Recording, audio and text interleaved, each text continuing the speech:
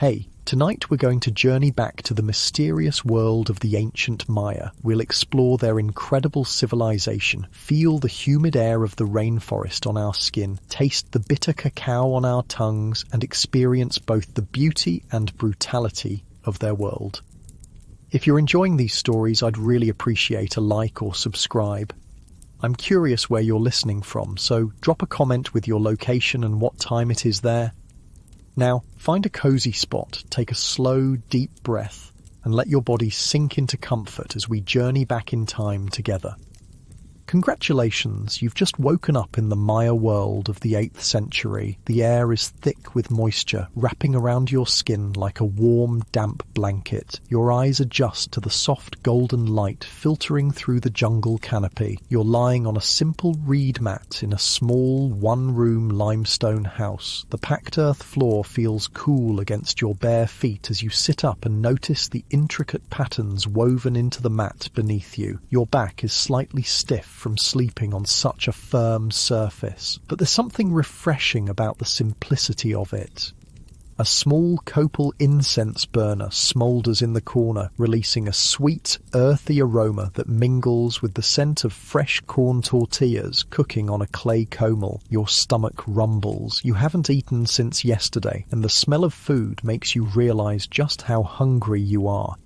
You stretch your arms above your head, feeling your muscles loosen and relax. As you exhale, you notice the simple space around you. The walls are made of limestone, plastered with smooth white stucco. Colourful fabrics hang from wooden pegs, vibrant reds and blues dyed from natural plants and insects. A small altar sits in one corner with jade carvings and clay figures. Everything has its place in this modest home.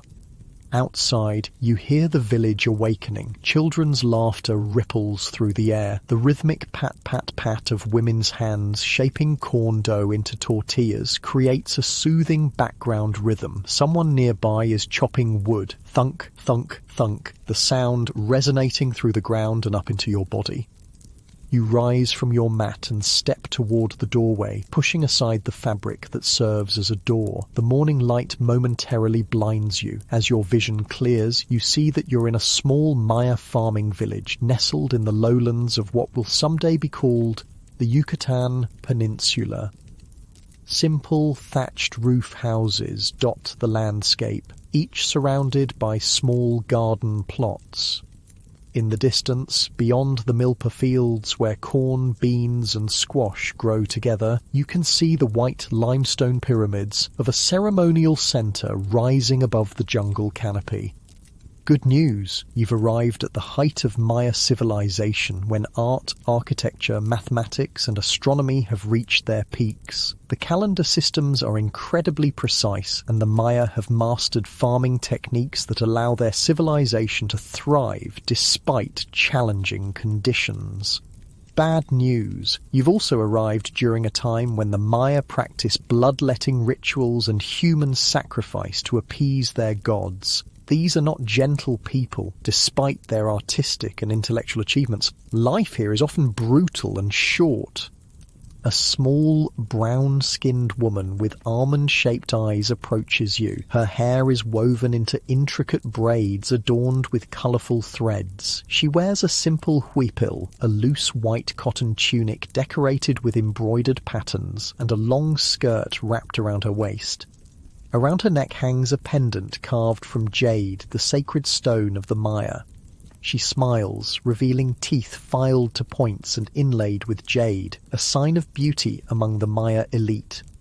"You've slept late," she says, in a language you somehow understand. "The sun has already begun its journey across the sky. Come, you must eat before starting your work in the fields."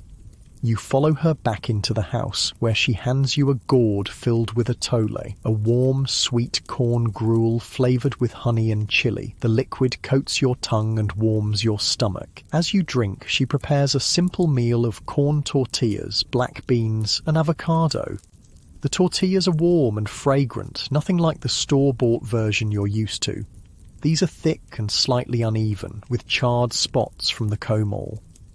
The taste is earthy and complex, the corn having been nixtamalized, soaked in limestone water to release its nutrients before being ground on a matete, a curved stone grinding surface.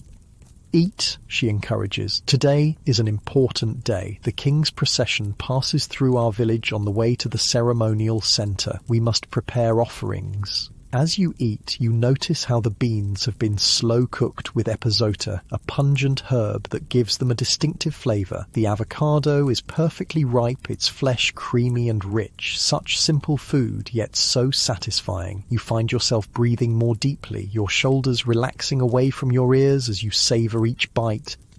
The woman, who introduces herself as Ixchel, named after the Maya goddess of medicine and childbirth, explains that you are in a small farming community near Tikal, one of the most powerful Maya city-states. It is the year 750 CE, and the great king Jasor Chan Karwil has recently died. His son, Yikin Chan Karwil, now rules. Under his leadership, Tikal has defeated its rival city-state, Kalakmul, and expanded its influence throughout the region. You feel the weight of the jade pendant hanging around your own neck and realise you must be someone of importance here. Jade is reserved for nobility and those with special status. Your hands, though, tell a different story. They are calloused and strong, the hands of someone who works the land despite their status. You are troubled by strange dreams again, Ixchel says, noticing your confusion. The gods speak to you in your sleep, but their messages are difficult to understand. Perhaps the shaman can help after the harvest. After finishing your meal, you step outside again. The village is fully awake now. Men with simple loincloths and sandals made from plant fibres are heading to the fields, carrying stone tools for tending crops. Women balance large ceramic pots on their heads, making their way to the nearby cenote, a natural sinkhole that provides fresh water. Children run about naked or in simple tunics, playing with clay figures or helping their parents with chores. Your feet carry you down a worn dirt path toward the milpa fields. The cool earth feels good between your toes. You notice how your body seems to know where to go, even as your mind struggles to make sense of this new reality. The weight of the humid air presses against your skin, making each movement slightly more effort. Sweat beads on your forehead and upper lip, trickling down your back. Yet there's something pleasant about this direct connection to your body, to the environment around you. The milpa fields spread out before you, an ingenious system of sustainable agriculture. Unlike modern monoculture, the milpa contains multiple crops growing together. Tall corn stalks provide support for climbing bean vines, which fix nitrogen in the soil, while squash plants spread along the ground, their broad leaves providing shade that prevents weeds and retains moisture. This Three Sisters method of farming has sustained the Maya for centuries. You're handed a stone hoe by a man who seems to know you. His skin is deeply tanned from working in the sun, and intricate tattoos cover his arms and chest. Unlike you, he wears no jade, marking him as a commoner. Still, there's a dignity in his bearing, a pride in his work. The beans are ready for harvesting, he tells you. We must finish before the king's procession arrives. For the next few hours, you work alongside the villagers, harvesting beans and preparing offerings for the king. The physical labour is demanding but satisfying. You feel muscles working that have long been neglected in your modern life. There's a rhythm to the work. Bend, pick, place, move. Bend, pick, place, move. The repetitive motion becomes almost meditative. Your breathing synchronizes with your movements. The chatter of the workers around you creates a soothing backdrop of human connection. As the sun climbs higher in the sky, the heat intensifies. Sweat soaks your simple cotton clothing. Your back aches from bending. Your fingers are stained with earth and plant juices. But there's a strange contentment in this direct connection to the food you'll eat, to the community you serve, to the earth that sustains you. During a brief rest, an older man approaches. His face is deeply lined, his eyes cloudy with cataracts. He must be in his 50s, ancient by Maya standards, where the average lifespan is barely 30 years. He sits beside you in the shade of a ceiba tree, the sacred tree that the Maya believe connects the underworld, the earth, and the heavens. "You look troubled, child," he says, his voice raspy with age. "Is it the dreams again?" You nod, unsure how to explain that you're not who they think you are, that you've somehow been transported across time into this ancient world. "The gods choose certain people to receive their messages," he continues. "It is both a blessing and a burden. My grandmother was a day keeper, a keeper of the sacred calendar. She taught me to read the signs, to understand the cycles of time. Perhaps I can help you understand what the gods are trying to tell you." He reaches into a small pouch tied to his waist and pulls out a handful of red seeds, zeit beans, used for divination. He casts them on the ground between you, studying the pattern they make.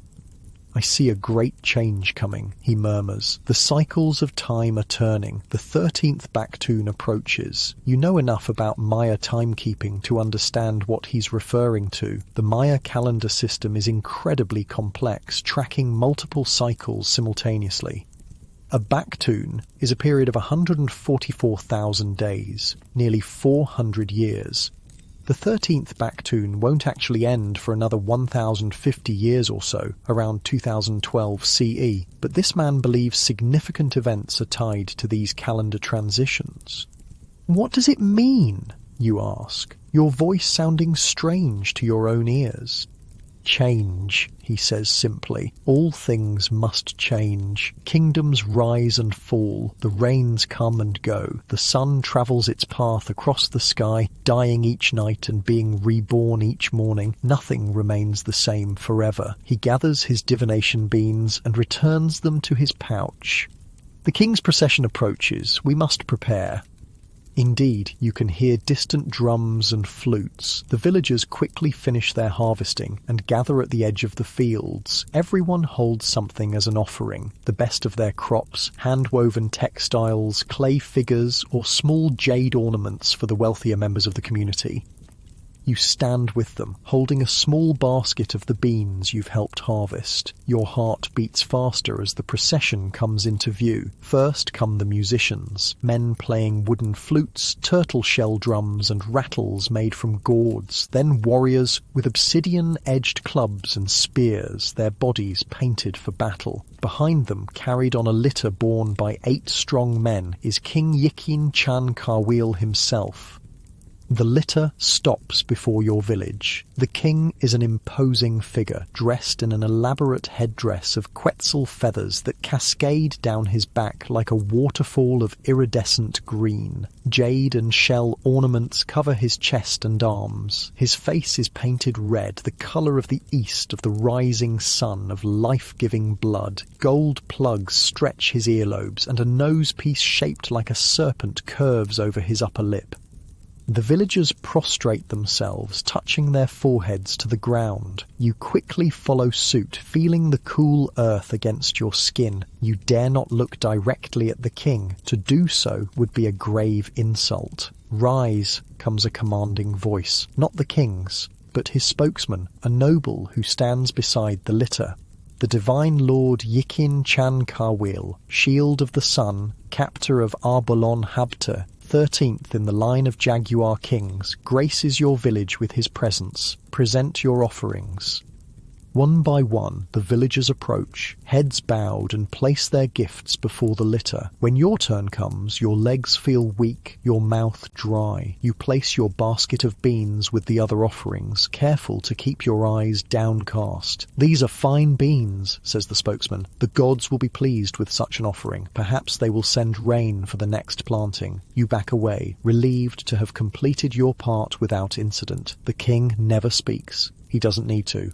His divine presence is communication enough. After all offerings are presented, the procession continues toward the ceremonial centre. The villagers watch until it disappears from view, then begin discussing the event in excited tones. "Did you see his headdress? The quetzal feathers must have come from the highlands. His jade necklace was larger than any I've ever seen. They say he captured 3 kings in battle and sacrificed them himself at the Temple of the Jaguar." The conversations swirl around you as everyone returns to their tasks. The encounter with royalty has energized the village, giving them a story they'll retell for months to come. As the afternoon wears on, the heat becomes even more intense. The air is so thick with humidity that it feels like breathing through a wet cloth. You help with the final harvesting, your movements becoming slower as fatigue sets in. The older man who read the sight beans works nearby, moving with the deliberate pace of someone conserving energy. "Tonight there will be a feast," he tells you, "to celebrate the king's procession and to thank the gods for the harvest. There will be dancing and balshe." Balshe, you remember, is a mildly intoxicating drink made from fermented honey and the bark of the balshe tree. The Maya believe it helps them communicate with the gods. As the sun begins its descent toward the western horizon, the workers return to the village. Women are already preparing food for the feast, grinding more corn for tortillas, cooking beans and squash, preparing venison and turkey in underground pits lined with hot stones. You help where you can, your body moving on instinct while your mind tries to make sense of this immersive experience. The physical fatigue from a day of manual labor settles into your muscles, your eyelids feel heavy, your limbs pleasantly exhausted. The feast begins as darkness falls. Torches and small fires illuminate the central area of the village. The smell of cooked meat and corn fills the air. Children dart between adults, excited to be allowed to stay up late. Musicians play, their melodies hauntingly different from any music you've heard before, following tonal patterns that seem alien yet strangely moving. Food is shared communally. You sit cross-legged on a woven mat, accepting a wooden plate filled with venison, turkey, tortillas, beans and squash. The meat is tender and flavoured with achiote, giving it a distinctive red colour and earthy taste. Small bowls of fiery habanero sauce are passed around. Just a tiny amount adds intense heat to the food. Gourds of balche circulate. When one reaches you, you take a small sip. The taste is sweet and tangy, with an herbal bitterness from the bark. It warms your throat and stomach. Just this small amount creates a pleasant, floating sensation. As you eat and drink, you observe the community around you. Despite the hard work and often harsh conditions of their lives, there's joy here. Children laugh and play. Adults share stories and jokes. Elders are treated with respect, given the best portions of food and the most comfortable places to sit.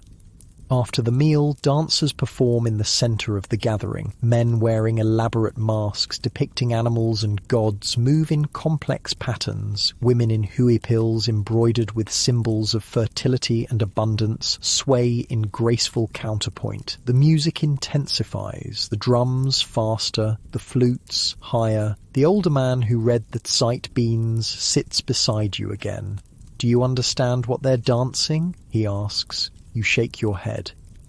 "It's the story of creation," he explains. "How the gods made the world and all living things. How they tried 3 times to create humans. First from mud, then from wood, and finally from corn. Only the corn people, us, were successful. We could speak and move and properly honor the gods who made us." You recognize the story from your knowledge of the Popol Vuh, the sacred text of Maya creation myths that survived the Spanish conquest. But hearing it described by someone who truly believes it, who sees it not as mythology but as sacred truth, gives it a different resonance. "And now they dance the journey of the hero twins," he continues as new dancers take the centre space. Hunahpu and Expelanque, who defeated the lords of Xibalba, the underworld, and became the sun and moon. The dancers move with incredible precision, their bodies telling the story without words. One dancer wears a jaguar pelt, representing one of the fearsome lords of the underworld. Others wear masks with death symbols, skulls and bones painted in stark black and white. As you watch, your eyelids grow heavier. The rhythmic movements, the hypnotic music, the effects of the balche, and the physical exhaustion from the day's labour all combine to create an almost trance-like state. Your breathing slows, deepens, your muscles relax further into the mat beneath you. The old man notices your drowsiness. "Rest now," he says gently. "Tomorrow we prepare for the ceremony at the temple. The king has requested a sacrifice to ensure good harvests and victory in battle." This jolts you momentarily more alert. Sacrifice? Will it be an animal or a human? You want to ask, but your tongue feels heavy, your thoughts clouded with fatigue. "Sleep," the old man says, helping you to your feet. "The gods will speak to you in dreams again, perhaps with more clarity this time." He leads you back to the small limestone house where you awoke this morning. Ixchel is there, preparing the sleeping area. She helps you lie down on the reed mat, placing a small bundle of cloth under your head as a pillow. The copal incense burns again, its sweet smoke creating spiralling patterns in the dim light. "Rest well," she says, her voice already seeming to come from far away as sleep begins to claim you. "Tomorrow brings new challenges, new blessings." As you drift towards sleep, your awareness of this ancient Maya world begins to blur around the edges. The sounds of the continuing celebration outside fade. The feel of the reed mat beneath you softens. The last thing you notice before sleep takes you completely is the weight of the jade pendant against your chest, cool and solid, anchoring you to this time and place that isn't your own. Your breathing deepens, your muscles relax completely, your consciousness begins to float, untethered. Perhaps in dreams the gods will indeed speak to you, helping you understand why you've been brought to this ancient world and what you're meant to learn here. And as you slip into dreams, a question forms in your mind. Will you wake tomorrow still in the world of the ancient Maya, or will your consciousness return to your own time? Only the gods know for certain. For now, you surrender to sleep, to the rhythm of your own breathing, to the distant sounds of flutes and drums celebrating the eternal dance of life, death, and rebirth that lies at the heart of Maya belief. The night wraps around you like a warm embrace, holding you securely as your mind drifts further into darkness. Sleep comes, deep and complete, and in that sleep perhaps answers await. You wake to the sound of a conch shell trumpet echoing across the village. The haunting, resonant tone vibrates through the walls of your small limestone house, pulling you from the depths of sleep. For a moment you're disoriented, expecting to see your familiar bedroom. Instead, the same packed earth floor and thatched roof of yesterday greet your opening eyes. You're still here, still in the ancient Maya world. Dawn light filters through the doorway, painting the interior walls with a soft golden glow. Your body feels different. Muscles sore from yesterday's fieldwork, skin sticky from the humidity. The reed mat beneath you has left faint impressions on your arms and legs. You run your fingers over these temporary marks, marvelling at how present you feel in this physical form. Ixchel is already up, kneeling by the hearth fire where she's preparing the morning meal. The 3 stones of the hearth form a triangle, representing the 3 stones the gods placed to create the world, according to Maya belief. The smoke rises through a small opening in the roof, creating shifting patterns against the morning light. "You slept deeply," she says, not looking up from the corn dough she's patting into tortillas. No cries or strange words in the night. Perhaps the gods have finished speaking to you for now? You sit up slowly, each movement deliberate as your stiff muscles adjust. The jade pendant still hangs around your neck, cool against your skin despite the growing warmth of the day. Outside, the village is coming alive, the rhythmic sound of corn being ground on stone metates, chickens clucking, children calling to one another. Today we go to the ceremonial centre, Ixchel continues. The king has called for special offerings. It is a great honour for our village to participate. She hands you a gourd of water. It's slightly warm and tastes faintly of minerals from the cenote where it was collected. You drink deeply, feeling the liquid spread through your body, bringing relief to your parched throat. The morning meal is similar to yesterday's. Corn tortillas, this time served with a paste made from squash seeds and chili. The flavours are intense, nutty, spicy, complex. You eat slowly, savouring each bite, noticing how different this is from the rushed breakfasts of your modern life. Here, food is sacred, grown with care, prepared with intention, eaten with gratitude. As you eat, children peer curiously through the doorway. Their small brown bodies are naked or clothed in simple tunics. Their black hair, cut straight across the forehead in the Maya style, frames wide eyes that study you with unabashed interest. When you smile at them, they giggle and duck away, only to return moments later for another look. After the meal, Ixchel helps you prepare for the journey to the ceremonial centre. She brings a clean huipil, more elaborately embroidered than the one you wore yesterday. This one features geometric patterns in vibrant blue and red, with symbols you recognise as glyphs for water and maize. She also brings a small pot of red ochre, which she uses to paint simple designs on your cheeks, marks of status and belonging.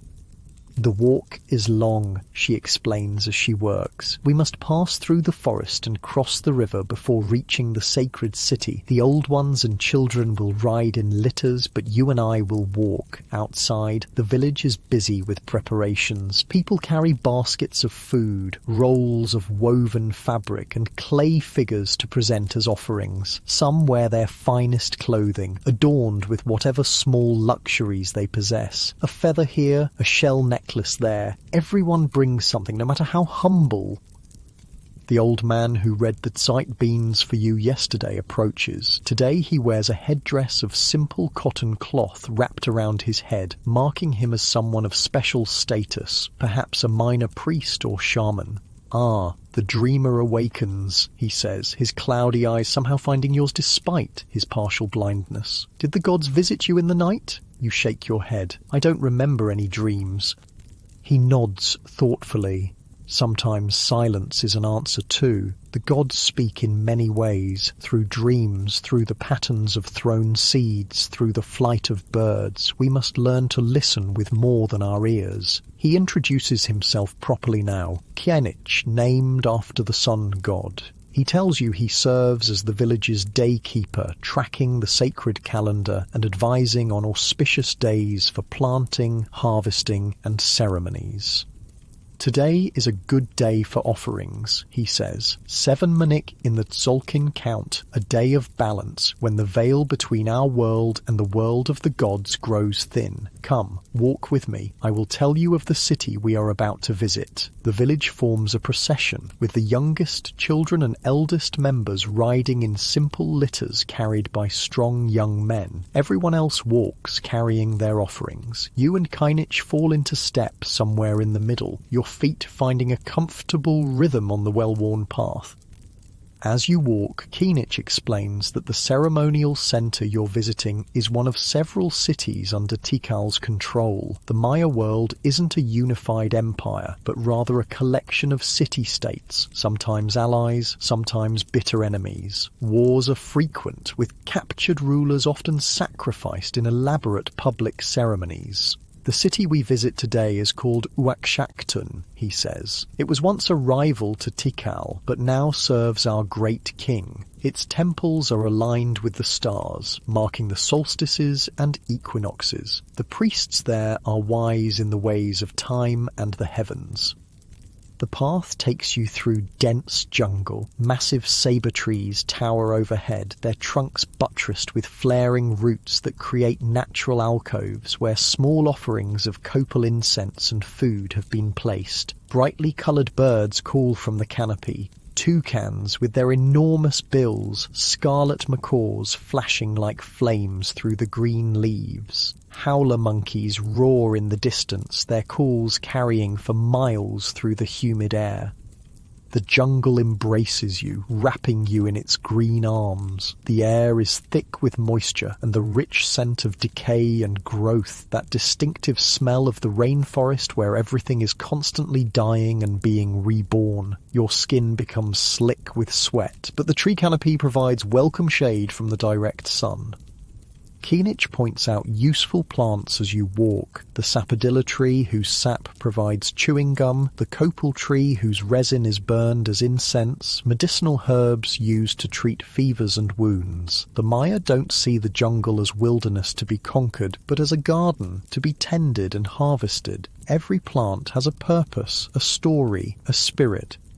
Before the first fathers created humans, Keenich tells you, they made the animals and trees. They gave each one a voice and asked them to speak their names and give praise to their creators. But the animals could only squawk and howl and roar. They couldn't speak properly or remember their creators. So the gods decided to make a new being who could speak and remember and give proper worship. You recognize this as part of the creation story from the Popol Vuh. Though this sacred text won't be written down for centuries yet, the oral tradition already contains these ancient beliefs. After about an hour of walking, the path opens onto the bank of a river, broad and slow-moving, its surface reflecting the brilliant blue sky above. Simple wooden canoes wait to ferry the villagers across. You help load the offerings and then climb carefully into one of the dugouts, finding your balance as it rocks beneath you.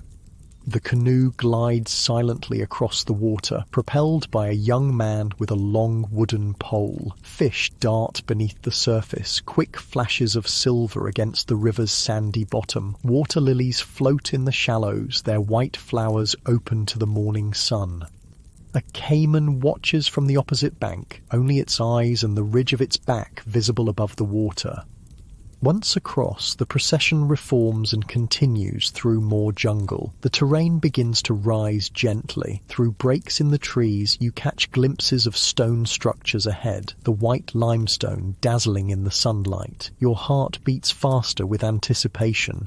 Finally, the trees thin, and you step out onto a cleared plaza paved with white stone. The sight before you takes your breath away. Pyramids rise against the sky, their stepped sides climbing toward heaven. Temples crown their summits, their roof combs elaborately carved with images of gods and rulers. Long buildings flank the plaza, palaces for the nobility and priests. Stelae, tall stone monuments carved with images and hieroglyphs, stand at regular intervals recording the deeds of kings and important celestial events.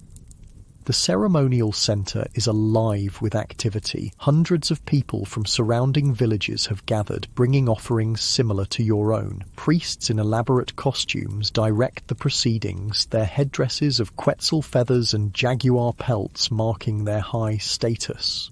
Warriors stand guard, their bodies painted for battle, obsidian-edged weapons gleaming in the sun. Keenich leads you across the plaza toward the largest pyramid. The limestone paving stones feel hot through your sandals. The open space offers no shade, and the heat is intense after the relative cool of the jungle. Sweat trickles down your back and between your shoulder blades. Your breath comes faster as you take in the overwhelming scale and beauty of the architecture. The temple at the top honours Chak, the rain god, Keenich explains. In this dry season, we must please him, so he will bring water for our crops.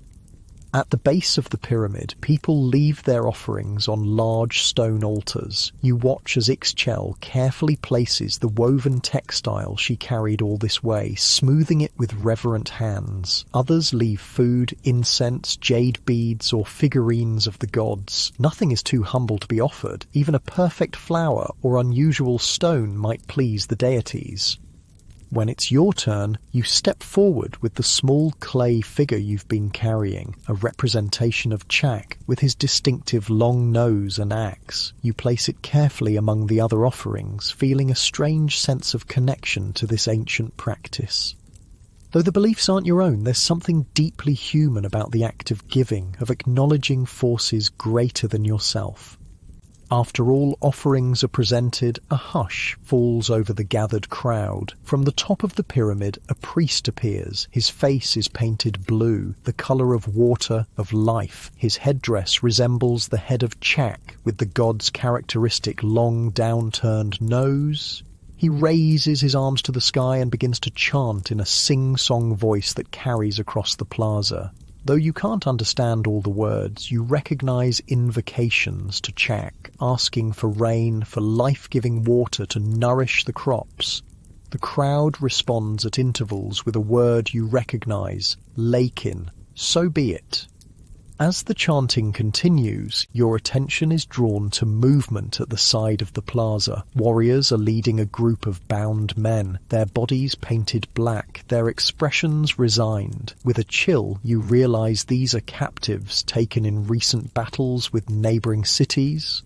They will be the sacrifices to Chak. You look at Keenich, uncertain how to react. His weathered face shows no surprise or distress. This is simply the way of his world, necessary for the continuation of life. Without blood, there is no rain, he says simply, noticing your discomfort. The gods gave their blood to create humans. Now humans must return the gift. Before the captives can be led up the pyramid steps, however, something unexpected happens. King Yikin Chankawil himself arrives at the plaza, carried on his elaborate litter. The crowd immediately prostrates themselves, touching foreheads to the stone pavement. You quickly follow suit, feeling the hot stone against your skin. The king speaks, a rare occurrence that sends a ripple of excitement through the crowd. His voice is strong and clear, carrying the authority of divine right. Today we honour Chak not with the blood of enemies, but with the blood of kings, he announces. I, Shield of the Sun, will give my sacred blood so that our people may prosper. A murmur of awe passes through the crowd. For a king to offer his own royal blood is a sacrifice of the highest order. The captives are led away, spared for now, though likely to meet their fate at another ceremony. The king is carried to the base of the pyramid. There, attendants help him from his litter and remove his elaborate headdress and much of his jewellery. Though stripped of these symbols of office, his bearing remains regal, his presence commanding. Priests approach with obsidian blades and stingray spines. The king extends his tongue, and in a swift motion that makes you wince, a priest draws the spine through it. Bright red blood flows immediately, collected on strips of white bark paper. The king shows no pain, his face impassive, as his precious blood, carrying the essence of the gods who flow through his royal veins, is gathered for the offering. Next, the priest hands the king a thorn-studded cord. With practiced movements, the king draws this through his foreskin, adding more blood to the paper. This self-mutilation is performed with dignity, as a sacred duty rather than a punishment. The bloodied paper is placed in a ceramic vessel and carried reverently up the pyramid steps to be burned before the image of Chak. The smoke will carry the essence of royal blood to the heavens, feeding the rain god and ensuring his favour. As this solemn ritual concludes, the atmosphere shifts. Musicians begin to play, drums, rattles, flutes and turtle shell instruments creating complex rhythms. Dancers appear, their movements telling the story of Chak bringing rain to a parched world. Their costumes feature blue and green feathers, jade beads and shell ornaments that catch the light as they move. The tension of the blood ritual gives way to celebration. The king returns to his litter and is carried to a shaded area where he can observe the festivities. The crowd relaxes, people beginning to talk among themselves, children darting between adults in improvised games. Food and drink are shared. You're offered a gourd of balche, which you sip cautiously.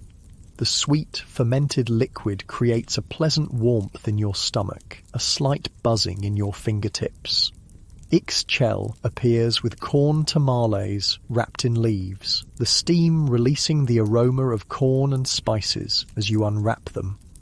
As you eat and watch the dancers, Keenich introduces you to people from other villages, farmers like yourself, but also specialized craftspeople, a potter whose black ceramic vessels are sought after throughout the region, a weaver whose intricate textiles incorporate complex symbols representing the cosmos, a jade carver who transforms the precious stone into representations of the gods. From these conversations, you begin to understand the complexity of Maya society. This isn't a simple agricultural community, but a sophisticated civilization with specialized labor, long-distance trade networks, and complex political alliances. The farmers in your village depend on these craftspeople for tools and luxury items, while the craftspeople depend on farmers for food. Everyone depends on the king and priests to maintain proper relations with the gods, ensuring cosmic balance and earthly prosperity. The celebration continues throughout the afternoon. You find yourself drawn to the stelae, the carved stone monuments that record royal history and astronomical events. Though you can't read the hieroglyphs that cover their surfaces, you recognize images of rulers standing over defeated enemies, elaborate dates marking celestial alignments, and representations of the gods receiving offerings.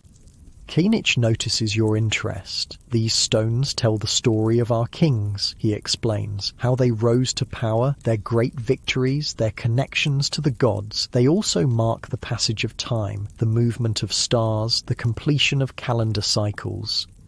He points to one stela featuring a particularly elaborate carving of a king in full regalia. This records the end of the last Khatun, a period of 20 tons or about 20 of your solar years. At such completions, new fire is drilled, old ceramic vessels are broken, and the king performs special rituals to ensure the successful transition to the new cycle. Time, you realize, is understood differently here. For the Maya, it isn't a straight line moving eternally forward, but a series of embedded cycles, days within months, within years, within larger periods, all turning like interlocking gears. The past isn't dead, but continues to influence the present, just as present actions shape the future. Gods who created the world in mythic time are still present, still requiring acknowledgement and offerings. As the sun begins its descent toward the western horizon, the crowd thins. Many have long journeys back to their villages and must leave before darkness falls. Your own group gathers near the edge of the plaza, preparing for the return walk. But before you depart, Keenich leads you to one final structure, not a towering pyramid, but a low building with multiple doorways. Inside, you're surprised to find what appears to be a school. Young men, sons of nobles and priests, sit cross-legged on mats, practicing writing on bark paper. Their teachers, older men with the bearing of scholars, correct their work and demonstrate proper technique. Here the sons of noble houses learn the sacred knowledge, Keenich explains. How to read and write the glyphs, how to calculate calendar dates, how to track the movements of stars and planets. This knowledge is power. It connects us to the gods and ancestors.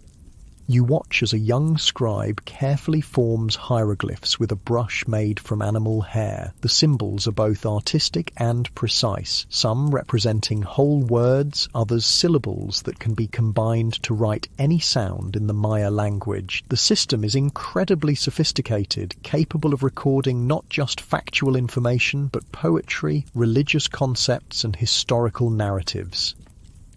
Few are chosen for this honour, Keenich continues. Most will never learn these skills, but those who do become the keepers of our history, the calculators of time, the predictors of eclipses and planetary movements.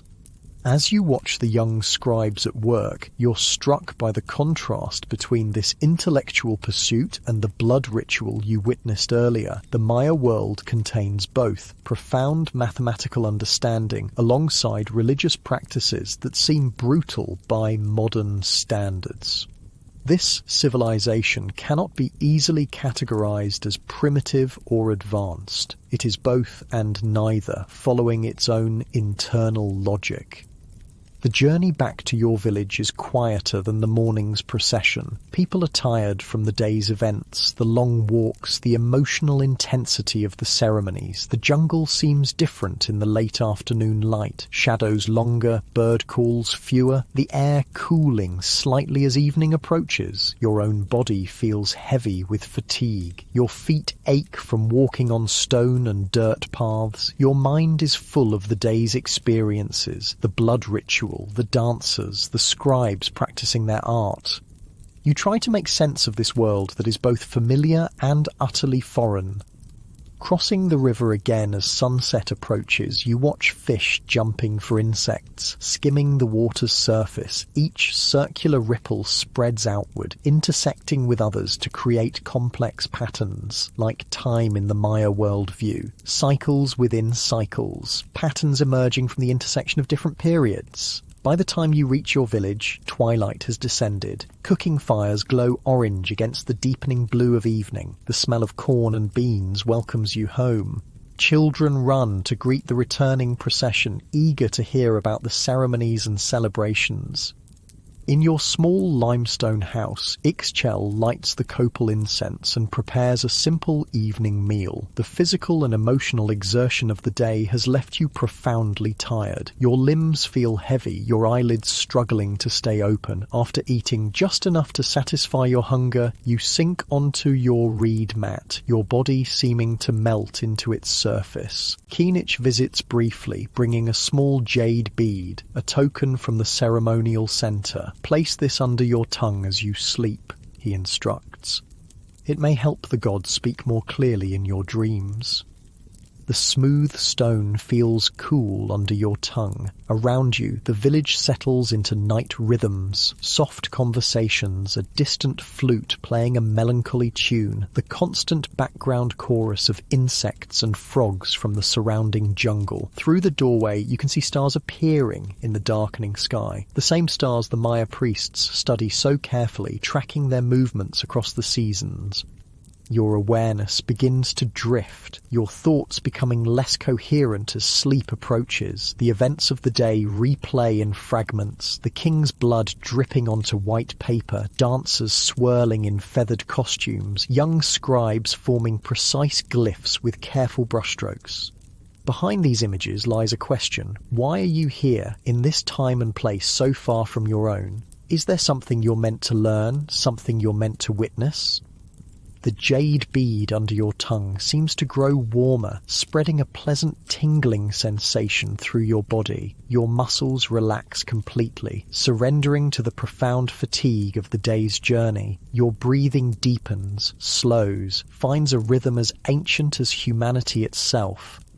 As consciousness slips away, you have the strange sensation of floating above your sleeping body, seeing yourself lying on the reed mat in the simple Maya house. But then your perspective shifts again, expanding outward, seeing the village, the ceremonial center, the entire Maya world spread below you like a living map. And beyond that, you sense the turning of time itself, the great cycles the Maya track so carefully, wheels within wheels marking the passage of days, years, centuries. In this expanded awareness, just before sleep claims you completely, you have a fleeting impression of drought, of failing crops, of cities abandoned to the encroaching jungle, a sense of ending, but also of continuation, of transformation rather than true death. Then even this fades, as you sink into the deep healing embrace of sleep. Tomorrow, perhaps, more will be revealed. For now, rest comes like a blessing from the gods themselves, carrying you into dreams where past, present, and future merge into a single, eternal moment. You awaken to a different sensation this time, pain. Your head throbs with each heartbeat, your mouth feels dry as sun-baked clay, and your stomach churns uneasily. Opening your eyes requires effort, the morning light stabbing through your skull like obsidian blades. The jade bead Kinich gave you is still under your tongue, and you carefully remove it, placing it beside your sleeping mat. The inside of your limestone house is empty. Ixchel must have risen early and left you to sleep. From outside come the usual morning sounds of the village. Grinding stone against stone as women prepare corn, children's voices, roosters announcing the day long after dawn has actually arrived. But today these familiar sounds grate against your senses, each one intensifying the pounding in your head. You sit up slowly, waiting for the spinning sensation to subside. Your body aches in unfamiliar ways, muscles unaccustomed to yesterday's long walk protesting their harsh treatment. With careful movements you make your way to the doorway and push aside the fabric covering. The sunlight is blinding at first. You shield your eyes, allowing them to adjust gradually. The village looks the same as it did yesterday, yet somehow different. The colours seem more vivid, the sounds more distinct, the smells more intense. It's as if the jade bead has heightened your senses, making everything around you more immediate, more present. Ixchel approaches, carrying a clay pot. Her expression shifts from neutral to concerned when she sees your face.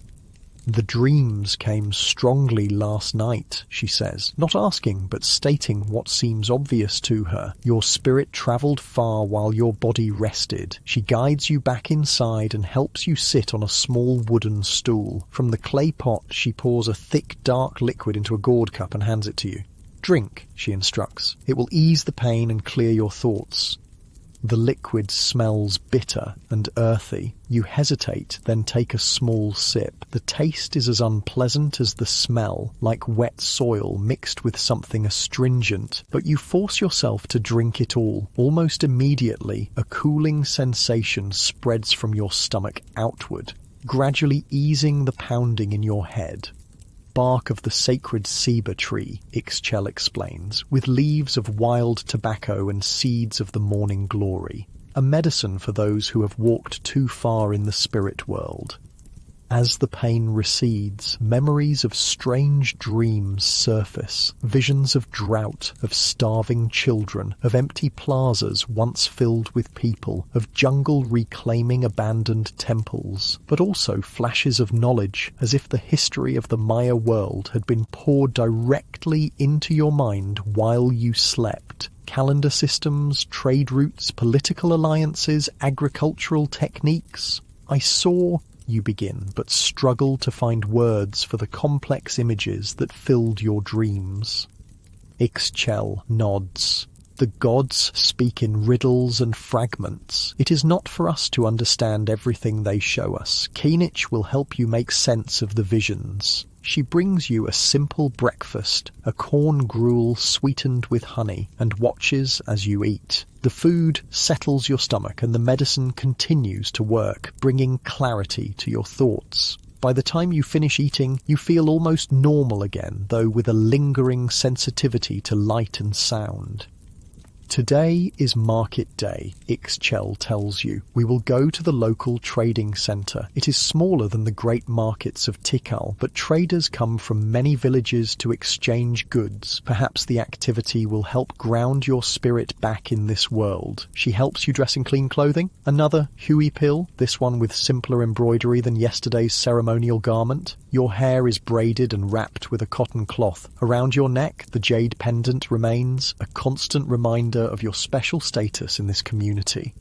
As you leave your house, Kinich joins you. He carries a walking stick carved with symbols of the gods, and a small bag that clinks softly with each step, probably containing items to trade. "Your eyes are different today," he observes. "You have seen beyond the veil."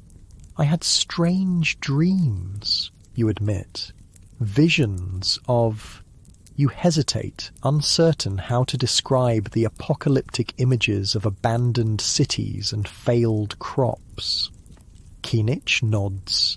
The jade bead opens pathways between worlds. What you saw may be echoes of the past, glimpses of possible futures, or messages from the gods. As we walk to the market, tell me what you remember. The path to the trading centre leads through the milpa fields. Young corn plants stand in neat rows, interspersed with climbing bean vines and spreading squash plants. Farmers work among the crops, using stone tools to remove weeds and check for pests. They acknowledge Kinich with respectful nods as you pass. As you walk, you describe fragments of your dreams, the drought, the hunger, the abandoned cities. Kinich listens without interrupting, his weathered face giving nothing away. Only when you finish does he speak. Such visions have come to others in recent years, he says quietly. The daykeepers in many villages report similar dreams. Some believe they foretell a time of great challenge for our people. Do you think they will come true, you ask, a chill running through you despite the warm morning. Kinich gestures to the fields around you. Look at these milpas. For generations we have planted and harvested here. Our ancestors taught us to work with the cycles of rain and drought, to allow fields to rest and recover, to plant diverse crops that support each other. But as our numbers grow, we must clear more land, plant more intensively, harvest more frequently. The balance shifts. He pauses, watching a flock of brilliant green parrots fly overhead. The gods gave us this world in perfect balance. If that balance is disturbed, consequences follow. This is the law of creation. His words settle heavily between you as you continue walking. After passing through the cultivated fields, the path enters a section of secondary forest. Younger trees and denser undergrowth indicating this area was once cleared but has been allowed to regrow. Even here, though, you notice the forest is not truly wild. Useful trees have been encouraged. Ramon with its nutritious nuts, sapodilla with its valuable sap, cacao with its precious beans. The Maya don't just farm fields, they farm the forest itself. After about an hour's walk, sounds of human activity reach you. Voices calling, children laughing, the rhythmic sound of stone against stone. The path widens, joining others to form a small road leading to the trading centre. Unlike the ceremonial centre you visited yesterday, this place has no grand pyramids or elaborate temples. Instead, it's a large plaza, surrounded by simple wooden structures with thatched roofs, permanent stalls for regular traders. In the centre of the plaza, temporary stands and mats display goods from more occasional visitors. The ground is packed dirt rather than paved stone, and there are no carved stelae recording royal histories. This is a place of commerce, not ceremony.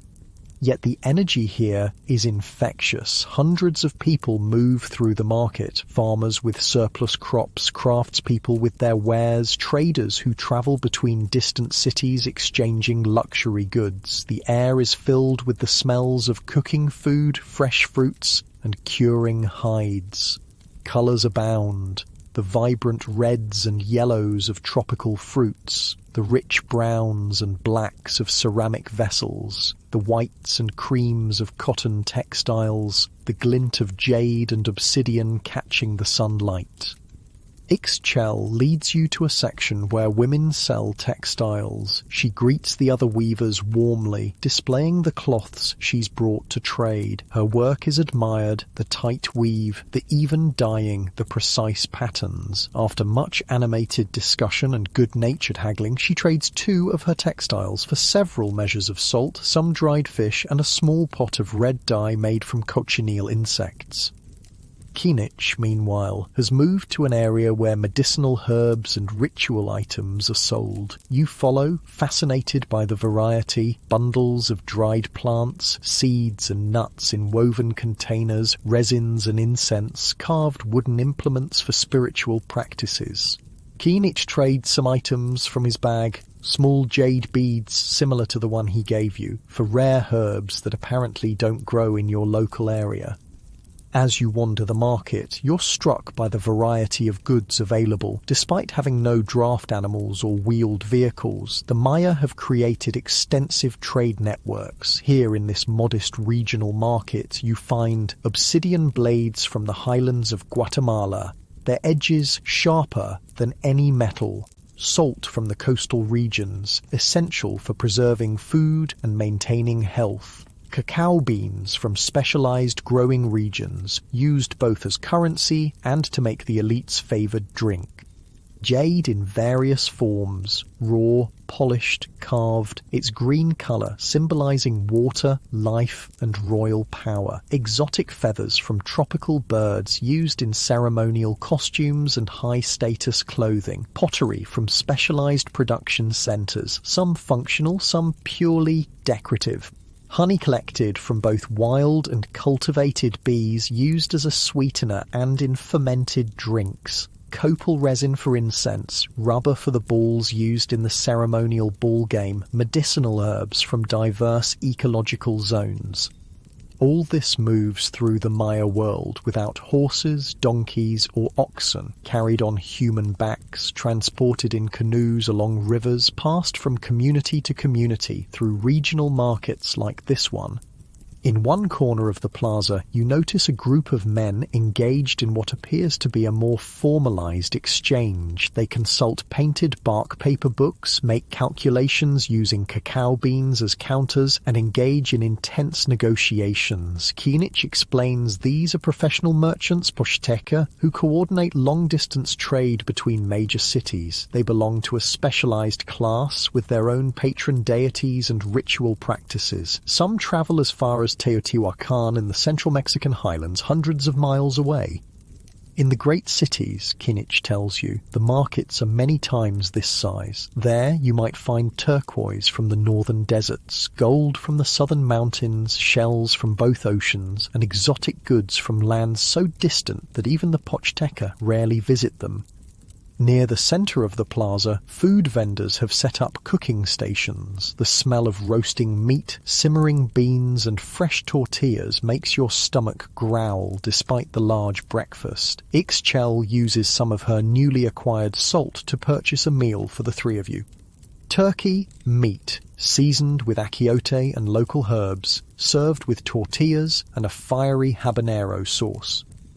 You find a shady spot at the edge of the plaza to eat. The market activity continues around you, a living organism of human interaction, the lifeblood of the Maya economy flowing through this regional center just as it flows through larger cities and smaller villages, connecting the entire civilization.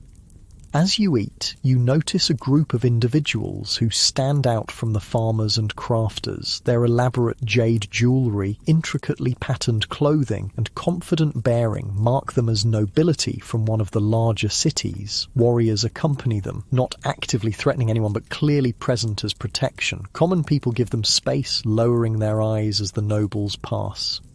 One of the nobles, a young man wearing a jaguar skin draped over his shoulders, stops near your group. He studies you with open curiosity, his gaze lingering on the jade pendant around your neck. Without addressing you directly, he speaks to Kinich. "Your village has been blessed with a visitor from afar," he says, his dialect slightly different from the Maya spoken in your community. "The gods must favor you." Kinich rises and bows his head respectfully. "We are honored by their attention, Lord, as we are honored by yours." The young noble smiles, revealing jade inlays in his front teeth, a painful cosmetic modification that only the elite can afford. "I am Balamkuk, son of the governor of Uakshaktun. My father serves the divine lord of Tikal. Our cities have enjoyed peace and prosperity under his rule." "May it continue for many Katuns to come," Kinich responds. Balamkuk glances at you again. The visitor has unusual features. From which city do they come?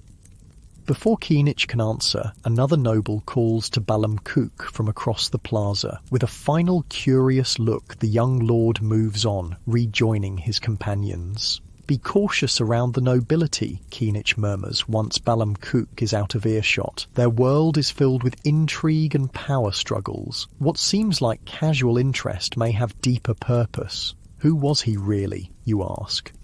"The son of a regional governor," as he said, but the politics between cities is complex. Uaxactun was once independent, a rival to Tikal. Now it serves as a secondary centre under Tikal's control. Some families remember their former glory and chafe under Tikal's rule. Others benefit from the connection and seek to strengthen it. I do not know where Balamkuk's family stands in these matters. This glimpse into Maya geopolitics reminds you that beneath the apparent unity of shared culture, language, and religion lies a fragmented political landscape of competing city-states. The stability of the system depends on the dominance of powerful centres like Tikal, enforced through both military might and strategic alliances. If that dominance were to falter, your thoughts return to the troubling visions from your dreams. Abandoned cities, failed crops. Could political instability contribute to such a collapse? The pieces begin to fit together in your mind, forming a picture of a civilization facing multiple interconnected challenges.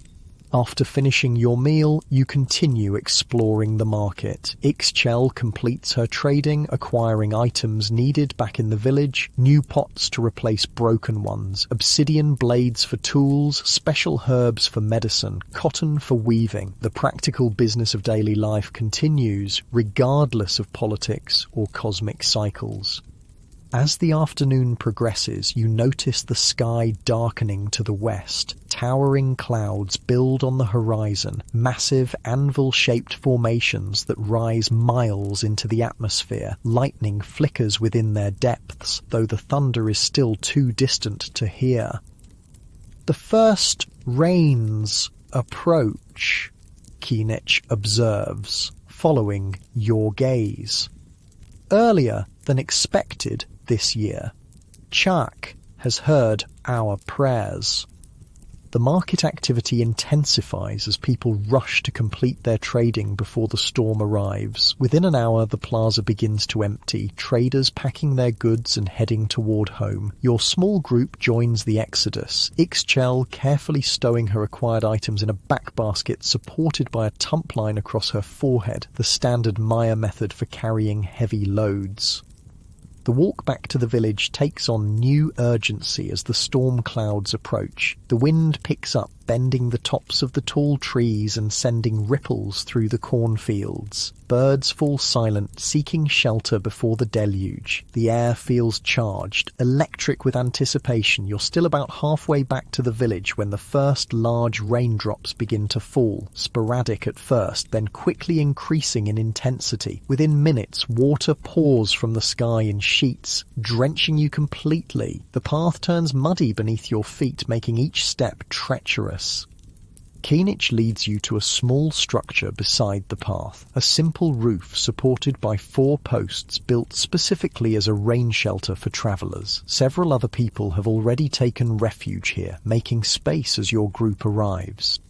The thatched roof provides protection from the worst of the downpour, though wind-blown rain still reaches you. The temperature has dropped noticeably, and you find yourself shivering in your wet clothing. Around you, the landscape has transformed, visibility reduced to just a few yards. The familiar path now a flowing stream of muddy water, the cultivated fields temporarily returned to swamp. The first rain of the season is always the strongest, an old woman sharing the shelter tells you. Chak announces his return with thunder and lightning to remind us of his power. Indeed, lightning flashes regularly now, followed by crashes of thunder so loud you feel them in your chest. Despite the discomfort of being wet and cold, there's something exhilarating about the storm's raw energy. This is what sustains life in the Maya world. The water that nourishes crops, fills cenotes, and allows civilization to flourish in what would otherwise be an inhospitable jungle. For nearly an hour, you wait as the storm rages. Conversation is difficult over the sound of rain hammering the roof, so you pass the time in silent contemplation. Your mind returns to the market, to the complex web of trade and social connections that binds the Maya world together. You think of Balamkuk and the political tensions beneath the surface of Maya society, and you remember your troubling dreams of drought and abandonment, a future that seems impossible to reconcile with the overwhelming abundance of water currently pouring from the sky. Finally, the downpour eases to a steady rain. Kanich decides it's time to continue homeward. The path is now muddy and slick, requiring careful attention to each step. Water drips from leaves and branches, occasionally finding its way down the back of your neck. Your sandaled feet are caked with mud, each step making a satisfying squelching sound. The jungle smells different after rain, earthy, fresh, alive. Birds gradually resume their calls, and insects emerge from shelter. Frogs that were invisible during the dry weather suddenly appear everywhere, their chorus adding to the post-storm symphony. Small streams that were merely damp depressions this morning now flow vigorously, requiring careful crossings on slippery log bridges.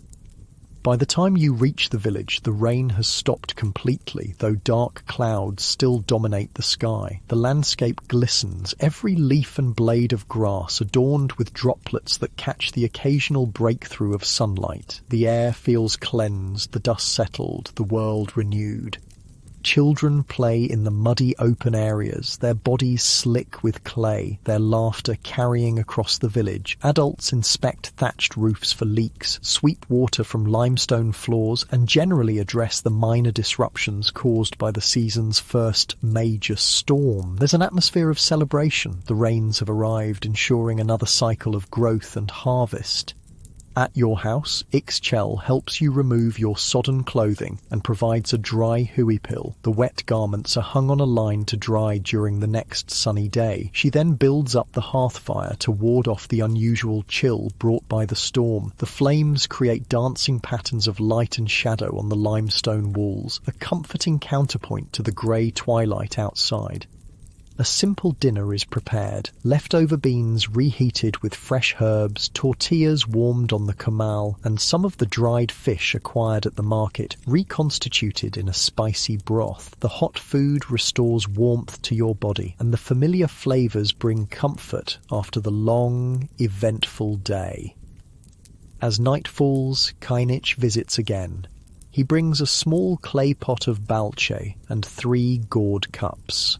To celebrate the return of the rains, he explains, pouring the fermented honey drink and passing cups to you and Ixchel. The 3 of you sit near the fire, sipping the sweet, slightly alcoholic beverage. Outside, the night creatures begin their chorus, frogs, insects, and nocturnal birds creating a living soundscape that surrounds the village. Occasionally, distant lightning illuminates the doorway, followed several seconds later by the rumble of thunder, the storm continuing its journey across the Maya lands. The market, the rain, it has been a significant day, Kinich observes, but I sense the visions from your dreams still trouble you.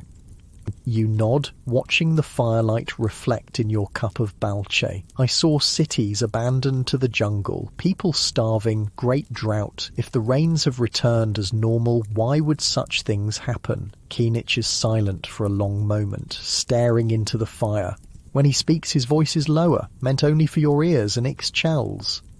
The cycles of time bring different qualities to each period. Some cartoons bring abundance, others hardship. The priests and astronomers study the heavens, seeking patterns that might warn of difficult times ahead. Some believe we are approaching such a period. He sighs, the sound almost lost beneath the chorus of frogs outside. But these are matters for kings and high priests, not for farmers like us. Our duty is to tend the milpa, make our offerings, and trust in the wisdom of those who rule. His words don't entirely satisfy you, but you recognize the practical philosophy behind them. In the Maya world, as in your own time, most people focus on immediate concerns, growing food, raising children, maintaining their homes. The larger cycles of civilization rise and fall beyond their direct influence. As the evening progresses, the balche relaxes your muscles and slows your thoughts. The combination of physical exertion, emotional intensity, and now mild intoxication leaves you profoundly tired. Your eyelids grow heavy, your head nodding occasionally as you struggle to stay awake. Ixchel notices your fatigue. Sleep now, she says gently. Your body and spirit need rest. You don't resist as she guides you to your sleeping mat. The reed surface feels especially welcoming tonight, your body sinking gratefully into its familiar texture. The jade pendant is removed from your neck and placed carefully beside the mat. Nearby, copal incense releases its sweet smoke, helping to ward off the mosquitoes that have emerged in force after the rain.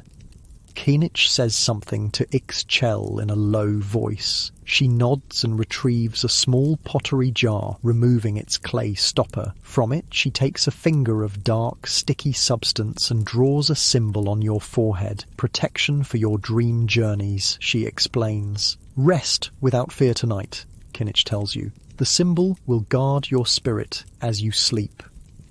The balche, the rhythmic sound of rain beginning to fall again outside, the warm glow of the fire, the sweet scent of copal, all combine to create a profound sense of peace and security. Despite the troubling visions of yesterday's dreams, you feel safe in this moment, held in the embrace of this ancient community.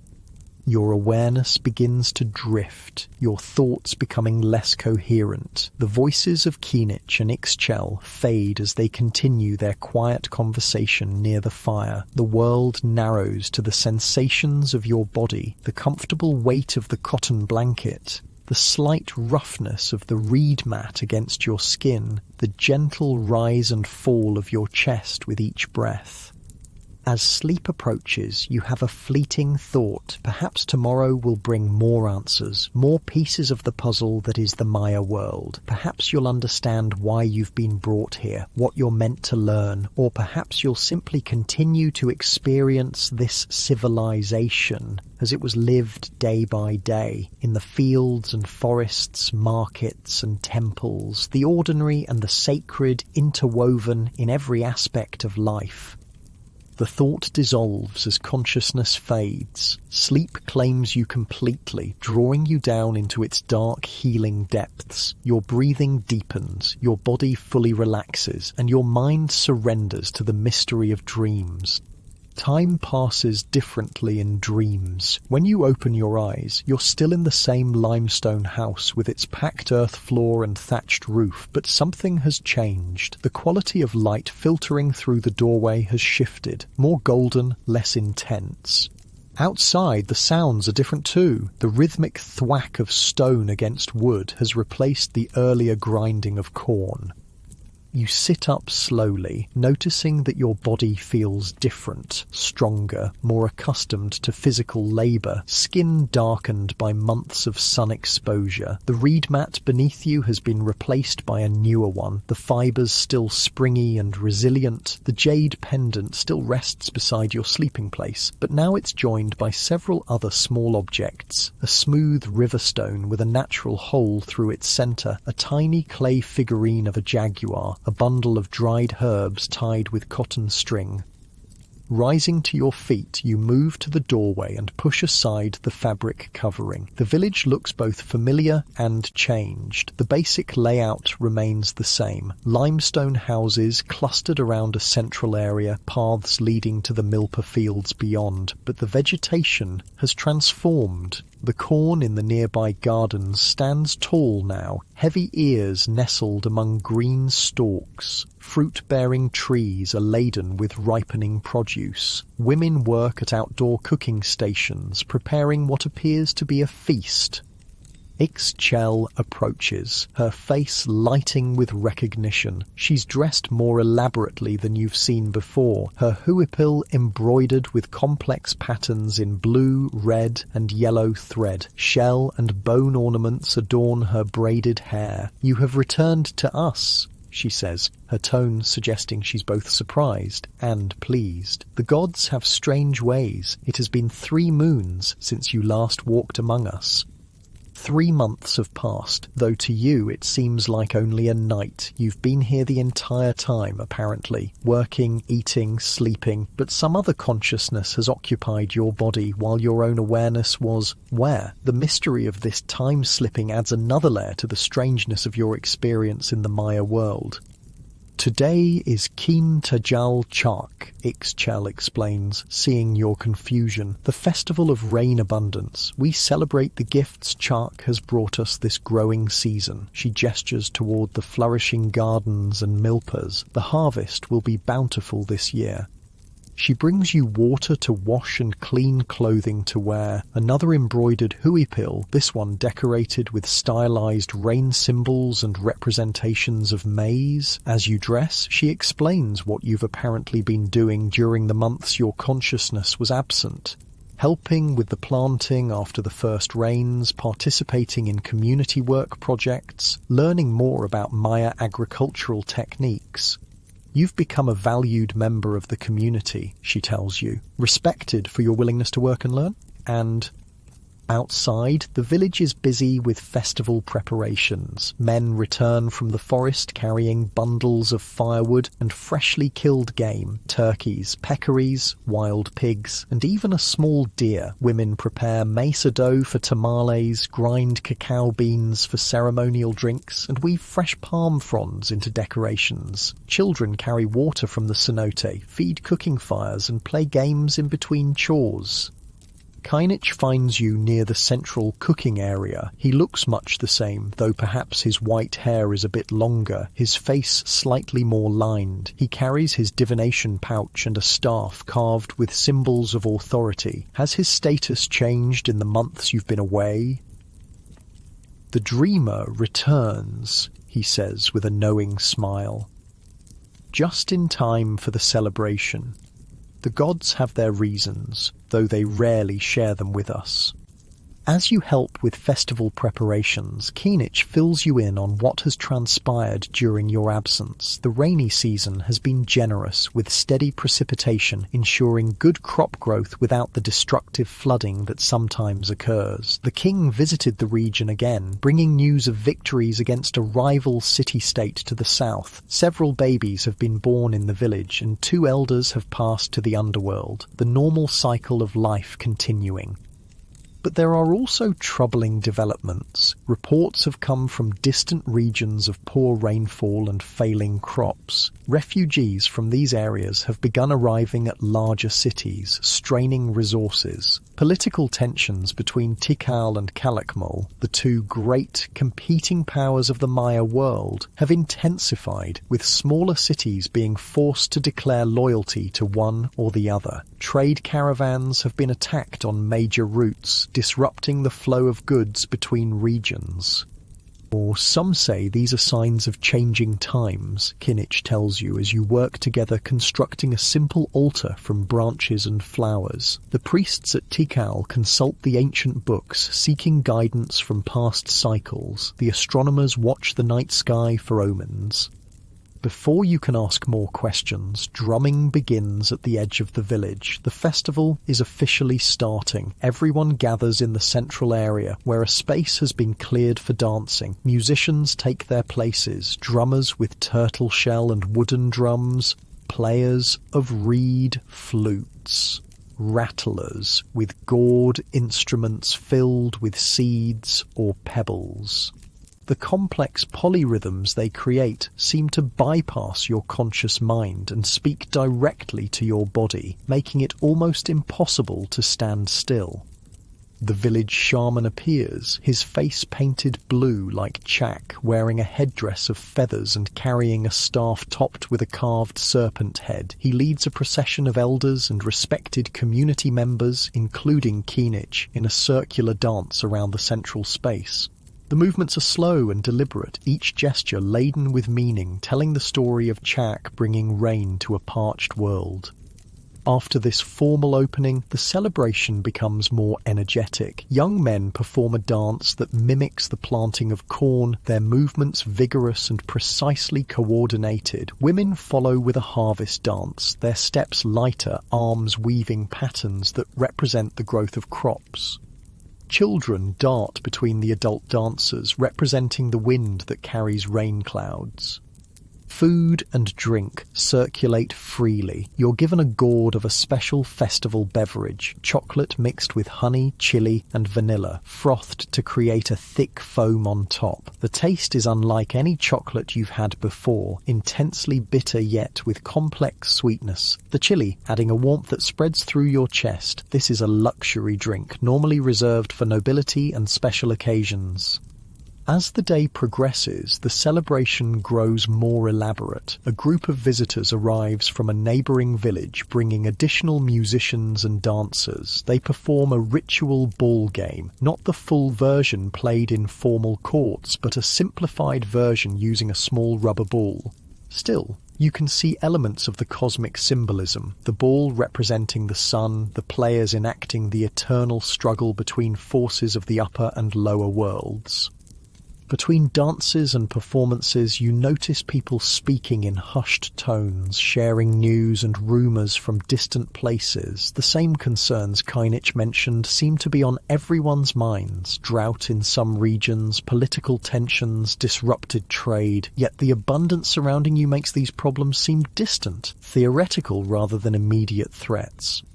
As afternoon transitions to evening, the nature of the celebration shifts. Torches and fires illuminate the central space. The music becomes more hypnotic, the dancing more intense. Children are sent to bed while adults continue the festivities. More balchet circulates, loosening inhibitions and intensifying the experience. A special dance begins, men wearing jaguar pelts and deer antlers representing the animal spirits of the forest. They move with uncanny accuracy, capturing the stalking movement of the jaguar, the nervous alertness of the deer. The boundary between human and animal seems to blur in the firelight, the dancers becoming the spirits they portray. The shaman reappears, this time accompanied by assistants carrying bundles of copal incense. The sweet smoke fills the air as he moves through the crowd, stopping to speak quietly with certain individuals. When he reaches you, his painted face is solemn. "You walk between worlds," he says, his voice barely audible above the drums. "The gods have shown you what was and what may be. Tonight they may show you why." He presses something into your hand, a small mushroom with a reddish cap. "When the moon reaches its highest point," he instructs, "consume this sacred food of the gods, then go to the sabre tree at the edge of the village and wait. They will find you there." Before you can ask questions, he moves on, continuing his circuit of the celebration. You look down at the mushroom in your palm, likely a psychedelic variety used in Maya shamanic practices. The idea of consuming it makes you nervous, yet you sense this may be a crucial part of understanding why you've been brought to this time and place. You tuck the mushroom into a small pouch at your waist and continue participating in the celebration. The food, music, and dancing provide welcome distraction from the decision that awaits you. You notice Ixchel watching you from time to time, her expression unreadable. Does she know what the shaman gave you? Is she concerned, or is this a normal part of Maya spiritual practice? As night deepens, you find yourself drawn to the edge of the celebration. The full moon has risen, casting silver light across the village and surrounding forest. The ancient sabre tree stands silhouetted against the star-filled sky, its massive trunk and spreading branches connecting the underworld, the earth, and the heavens in Maya cosmology. With a deep breath, you take the mushroom from your pouch and consume it, the flavour earthy and slightly bitter. Then you make your way to the sabre tree, finding a place to sit among its massive roots. The sounds of the celebration continue behind you, but seem increasingly distant as you focus on the tree, the moonlight, the star patterns overhead. Time passes. At first, nothing seems to change. Then gradually, subtly, your perception begins to shift. The moonlight appears more intense, the shadows deeper, the stars pulse gently, like living beings rather than distant suns. The bark of the sabre tree seems to flow and ripple, patterns emerging and dissolving like water. The boundaries between you and the world around you begin to blur. A sound draws your attention. Soft footsteps approaching through the underbrush. Several figures emerge into the moonlight, their features indistinct. As they draw nearer, you see their Maya, but dressed in a style slightly different from your village. More elaborate headdresses, more jade ornaments, their faces painted with intricate patterns. One steps forward, a woman of indeterminate age, her bearing regal, her jade jewellery marking her as high nobility or perhaps royalty. When she speaks, her voice seems to come from everywhere at once. "The pattern seeker has arrived," she says. "The one who walks between worlds, the witness." The others murmur in agreement, circling around you. Your altered state makes it difficult to determine if these are physical beings or spirits, actual Maya nobles or entities from the supernatural realm. Perhaps the distinction is meaningless in this moment, this place. "You have seen what was and what will be," the woman continues. "Now you must understand why. The knowledge must return with you, must be preserved. "I don't understand," you manage to say, your voice sounding strange to your own ears. "Why have I been brought here?"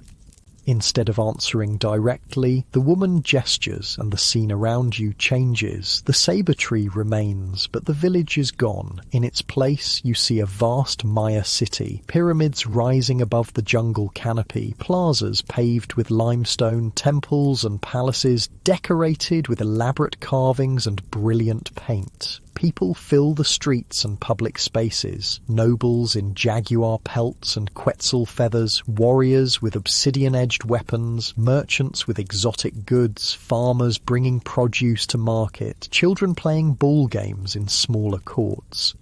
"Behold Tikal at the height of its power," the woman says. 200,000 people living in harmony with the gods and each other. The scene shifts again. The same city, but changed. Buildings showing signs of neglect. Fewer people in the plazas, fields looking parched and struggling. The brilliance has dimmed, the energy diminished. "The balance begins to fail," one of the other figures says, a man wearing the headdress of a high priest. Too many people, too little rain, the soil exhausted by constant planting, the forest cut back farther each year. Another shift. Now the city looks abandoned, vegetation reclaiming the plazas, roofs collapsed, the once vibrant paint faded and peeling. A few people remain, living among the ruins, but the great civilization is clearly gone. "The lords fought among themselves," a warrior figure explains. Each city trying to control more resources as they became scarcer, old alliances broken, trade routes disrupted, knowledge lost as scribes and priests fled or were killed. Could nothing have prevented this, you ask? Your heart heavy with the weight of witnessing a civilization's end?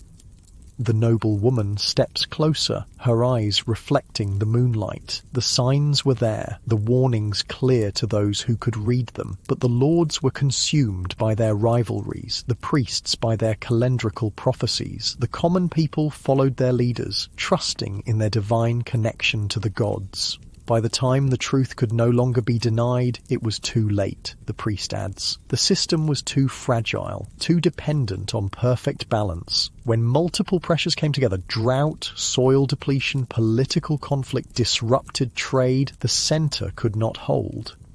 "Why show me this?" you ask. "I can't change what happened to your civilization." The woman's expression softens. "No, but you can bear witness. You can take this knowledge back to your world. The patterns repeat. Civilizations rise and fall for similar reasons. Perhaps your people will recognize the signs earlier, adapt more quickly, avoid our fate." You begin to understand.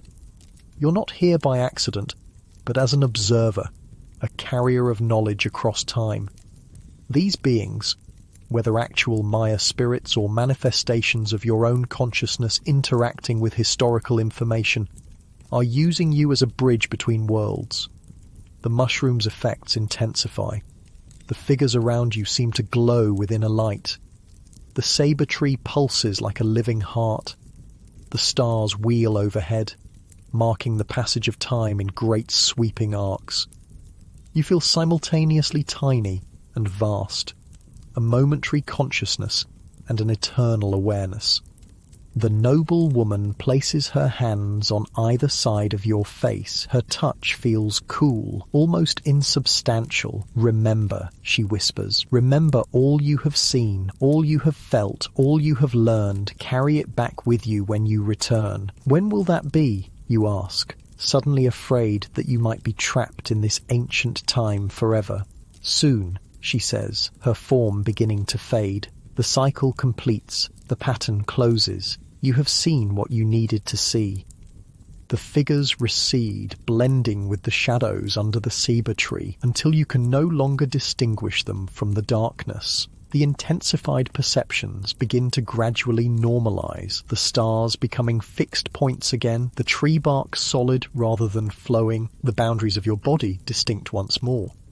You sit beneath the saber tree for what feels like hours, integrating the experience, letting the mushroom's effects slowly diminish. The celebration in the village has quieted, most people having returned to their homes to sleep. Only a few fires still burn in the central area, attended by elders telling stories to whoever remains awake to listen. Eventually, you rise on slightly unsteady legs and make your way back toward your house. The village is peaceful in the moonlight, the simple limestone buildings glowing white against the dark vegetation. Chickens roost in small coops, dogs curl sleeping in doorways. Smoke rises lazily from banked cooking fires. An ordinary Maya village on an ordinary night, yet now you understand it as part of a vast historical pattern, a moment in the rise and fall of a sophisticated civilization. Ixchel is waiting in your house, sitting by a small fire. She looks up as you enter, her expression revealing that she knows where you've been, what you've experienced. "The gods spoke to you," she says. "It's not a question." You nod, settling onto a mat near the fire. Your body feels heavy, your mind simultaneously expanded and exhausted. The mushroom's direct effects have mostly faded, but a profound shift in perception remains, as if you're seeing everything from a greater distance, with both more clarity and more compassion. "They showed me the future of the Maya world," you tell her. "Cities abandoned, the great civilization fallen." Ixchel nods slowly. "Such visions have come to others. The daykeepers speak of challenging times ahead, of the need to prepare, to adapt, but few listen. Life continues, as it always has, planting and harvesting, celebrating and mourning, living according to the rhythms set by our ancestors. Can nothing change what's coming, you ask?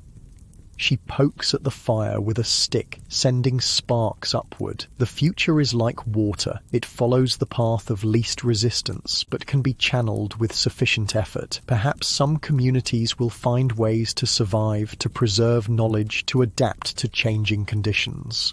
Others will cling to old ways until it's too late. This is the pattern of all civilizations, is it not?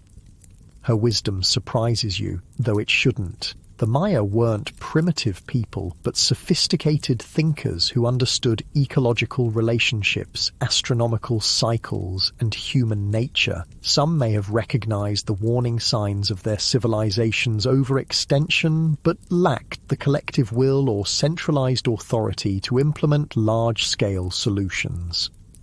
You sit in contemplative silence with Ixchel as the fire burns lower. Your body grows increasingly heavy, the combination of the festival's exertions, the mushroom's effects, and the emotional weight of your vision leaving you profoundly tired. Your eyelids droop, your breathing slows.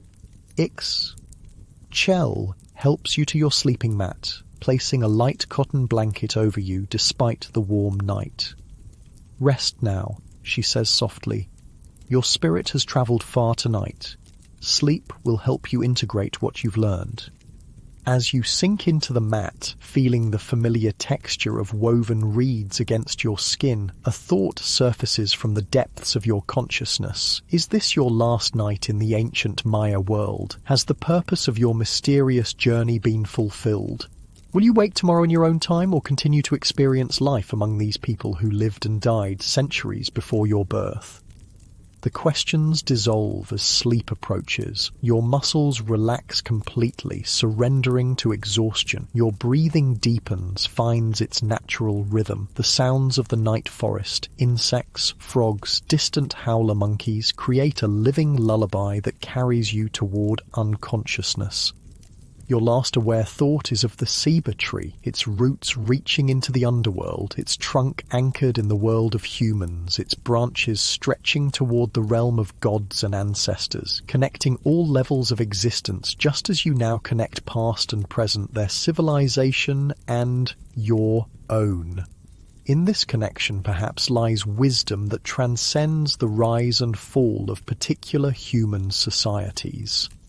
Sleep claims you fully, drawing you down into profound stillness. Your body becomes heavy, immobile. Your mind quiets, thoughts slowing until they cease altogether. Only the gentle rise and fall of your chest marks the continuing journey of your consciousness, through time, through worlds, through the eternal patterns of existence. You awaken to the sound of rain, not the violent downpour of a storm, but the gentle, persistent patter of steady rainfall on the thatched roof above. The light filtering through the doorway is soft and diffuse, suggesting early morning beneath overcast skies. For a moment, you lie perfectly still, trying to determine where and when you are. The familiar weight of the jade pendant rests against your chest. The earthy scent of the packed dirt floor, dampened slightly by the humid air, fills your nostrils. The texture of the reed mat beneath you has left temporary impressions on your skin. You're still here, still in the ancient Maya world, at least for now. Sitting up slowly, you notice you're alone in the limestone house. Ixchel must have risen earlier and left you to sleep. Your body feels different again. Neither the initial unfamiliarity of your first awakening nor the sun-strengthened form after the 3-month time jump. Instead, there's a peculiar lightness, as if you're somehow less substantial, less firmly anchored in this time and place. You rise and move to the doorway, pushing aside the fabric covering. Outside, the village is quiet, the rain having driven most people indoors. A few children splash in puddles, their brown bodies glistening with moisture, their laughter carrying across the open area between houses. Women hurry between buildings with baskets protected from the rain by large leaves held overhead. In the distance, beyond the milpa fields, mist clings to the jungle canopy, softening the landscape into watercolour washes of green and grey. Keenich appears, making his way carefully along the muddy path to your house. He wears a simple rain cape made from palm leaves woven together, the water streaming off it in small rivulets. His feet are bare, caked with mud to the ankles. When he reaches your doorway, he removes the cape and shakes it out before entering. "You have slept long," he says, settling on a small wooden stool near the banked cooking fire. "The sun has been up for hours, though you cannot see it through the clouds." "I had powerful dreams," you tell him, remembering the visionary experience beneath the ceiba tree, unsure how much was mushroom-induced and how much was genuine contact with something beyond ordinary consciousness. Keenich nods. The sacred mushroom opens doorways between worlds. What seems like dreams may be more real than our waking life. He studies your face carefully. Something has changed. Your spirit sits differently in your body now, lighter, more ready for flight. His perception confirms your own sense of decreasing solidity in this world. Are you beginning to return to your own time? The thought brings mixed emotions, eagerness to return to the familiar, sadness at leaving these people who have become friends, anxiety about carrying the knowledge you've gained back to a world that might not understand or value it. "The rain will continue all day," Keenich says, changing the subject. "A good day for stories and indoor work. Come, Ixchel has prepared a meal at my house. My grandchildren wish to hear tales of the ancient ones, of the hero twins and the creation of the world. Perhaps you would join us?" You follow him through the rain to his house, slightly larger than yours, with elaborate woven mats covering the floor and walls decorated with painted symbols. Inside, several generations of his family have gathered. Ixchel, who seems to be his daughter or daughter-in-law, several younger adults who must be his children, and a handful of children ranging from toddlers to adolescents. All look up with interest as you enter. A meal is spread on a large woven mat in the centre. Corn tamales, a stew of beans and chilies, sliced papaya and other tropical fruits. The family makes space for you in their circle, and Ixchel hands you a gourd plate filled with food. The atmosphere is warm and intimate, a family sheltering from the rain, sharing sustenance and stories. As you eat, Kainich begins to tell stories, not in the formal style of priests reciting sacred texts, but in the comfortable manner of an elder sharing wisdom with younger generations. He tells of the creation of the world, how the gods attempted 3 times to make beings who would worship them properly. First from mud, then from wood, and finally from maize, creating the true humans. He describes the adventures of the hero twins, Hunapu and Exbalank, who descended to the underworld, defeated the lords of death through cleverness and courage, and became the sun and moon. The children listen with rapt attention, though they've clearly heard these stories before. They interrupt occasionally with questions or to request favourite parts. The adults listen too, their faces reflecting the comfort of familiar narratives that connect them to their ancestors and explain their place in the cosmos. You realise these oral traditions are how the Maya preserve and transmit their cultural knowledge. Even though they have a sophisticated writing system, most people are not literate. Stories told around cooking fires during rain delays in agricultural work as part of ceremonies and celebrations. These are the primary vehicles of cultural continuity for ordinary Maya. After the meal and stories, the day settles into quiet indoor activities. Women weave or sew by the doorway where light is strongest. Men carve wood or repair tools. Children play quiet games with clay figurines or practice useful skills like weaving simple baskets. The steady rhythm of rain on the thatched roof creates a soothing backdrop to these domestic activities. You help where you can, but mostly observe, aware that your time here may be limited. You notice details you might have missed before, how the Maya waste almost nothing, finding uses for every part of the plants and animals they harvest, how they teach children through patient example rather than formal instruction, how they move through their world with an awareness of its spiritual dimensions, pausing to acknowledge the divine in ordinary moments.